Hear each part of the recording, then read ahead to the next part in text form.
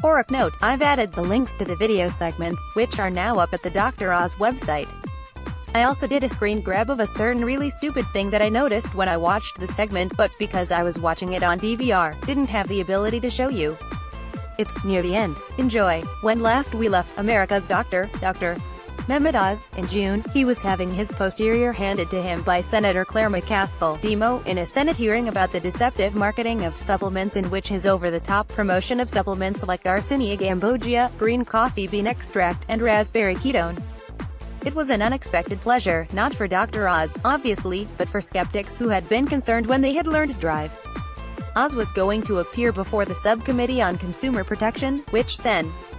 McCaskill chairs, that it would turn into a love fest or a grandstanding opportunity for Dr. Oz. It wasn't. In fact, even though at the end of his punishment drive, Oz promised to clean up his act and tone down his over-enthusiastic boosterism for supplements, without of course making any specific promises, I had little doubt that Dr. Oz would revert to his old ways as soon as the new season started. I wasn't wrong. In fact, I think I can now safely say that, in addition to the quackery and weight loss supplements that he promotes regularly on his show, Drive, Oz has started down the path to become anti-vaccine, if he's not anti-vaccine already. Of course, I had seen rumblings of anti-vaccine proclivities coming from Dr. Oz before.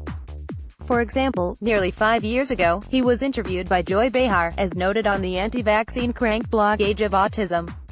During that interview, he admitted that his children had not received their flu shots during the H1N1 pandemic and strongly implied that his wife had been responsible, saying, "I am in a happy marriage and my wife who makes most of the important decisions as most couples have in their lives who absolutely refuses." Of course, at the time I knew that Oz's wife is a Reiki master and clearly heavily into quackery. Whether it was she who influenced Oz to go as far as he has into the wild world of woo, or whether he discovered it himself, I don't know. What I do know is that anyone who produces a segment like the one he produced on Yesterday the Dr. Oz show is well on his way to being anti-vaccine. What do I mean? Take a look at the Thimerosal segment on yesterday's The Dr. Oz show, and you'll quickly see what I mean. The Truth About Thimerosal, Part 1. The Truth About Thimerosal, Part 2. Drive. Oz had as guests on his show anti-vaccine loon Robert F. Kennedy Jr. and his partner in crime against vaccine science, functional medicine expert Dr. Robert Hyman, on his show in a credulous segment about the mercury-containing preservative Thimerosal that buys into virtually every trope about mercury and vaccines promulgated by the anti-vaccine movement. The reason, of course, is because Kennedy and Hyman have a book out. It's a book entitled Thimerosal, Let the Science Speak: Mercury Toxicity in Vaccines and the Political, Regulatory, and Media Failures That Continue to Threaten Public Health, that I've discussed before, and which, as I put it, Kennedy parties about Thimerosal like it's 1999. To give you an idea what this segment was like, let me tell you how it was advertised and introduced. That's almost all you need to know. Before the Thimerosal segment, there was a somewhat useful segment about heart disease in women. At least, there wasn't anything objectionable from a medical standpoint in it. After that segment concluded, there followed a teaser for the upcoming segment that blared, "Flu shots under fire. Why is a toxic ingredient that was banned lurking in your vaccine?"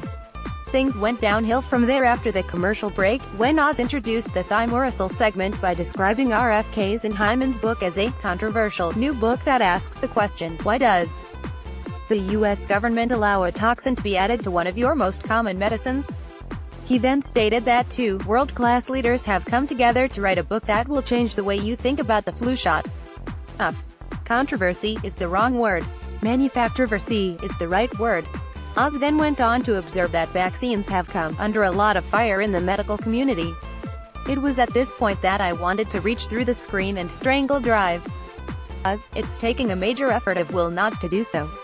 Such blatant stupidity has that effect on me, particularly dangerous anti-vaccine stupidity such as what Drive Oz had just regurgitated to millions of viewers.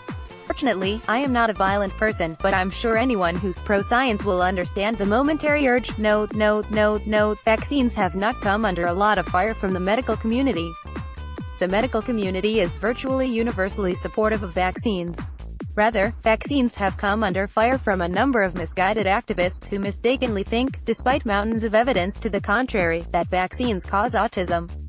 They've also come under fire from quackery supporters like RFK Jr. and, yes, Mark Hyman.